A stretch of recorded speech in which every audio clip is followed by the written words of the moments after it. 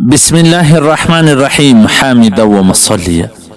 محترمینو، یو محترم ورور دا پوښتنه کړې ده چې د زنانو د پاره د سر ویښتان پرې کول څنګه دي، دا پیکي پرې کول چې خاوند اجازت ورکړي، موږ اجازت ورکړو چې پرې کړه د شو د پاره، پیشن د پاره، یعنی هر هغه زینت د زنانو د خاوند د پاره کولی شي چې خاوند په راضي وي. نو دا څنګه دي عزتمنو؟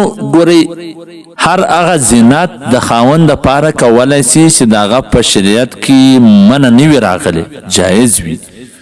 کوم ځای کې چې په شریعت کې منع راغلی، بیا که د خاوند اجازت وي او که نه وي، که هغه ووایي که نه ووایي، بیا هغه کول جایز نه دي. نو د سر د پیکي د ویښتانو پرې کول د شریعت کې منع دي، پر داسې زنانو باندې لعنت راغلی دي. نو دا که د خاوند په خبره باندې عمل وکړي هم باندې لعنت دی، او که خاوند اجازت ورکړي هم باندې لعنت دی، او که خاوند ورته وایي مني به نه، باید داسې عمل ونه کړي. ځکه د نبي علیه صلات وسلام فرمان دی چې هغه ښځې د نارینهو سره مشابهت اختیار کړي، پر داسې زنانو باندې لعنت دی. نو دا ویښتان کشنې کول دا د نارینهو عمل دی. فتاوی حقانیه جلد نمبر 2 صفحه نمبر 463 په حواله سره د البحر رایق جلد نمبر 8 صفحه نمبر 205. دا غرنګه فتاوی هندیه جلد نمبر 5 صفحه نمبر 358.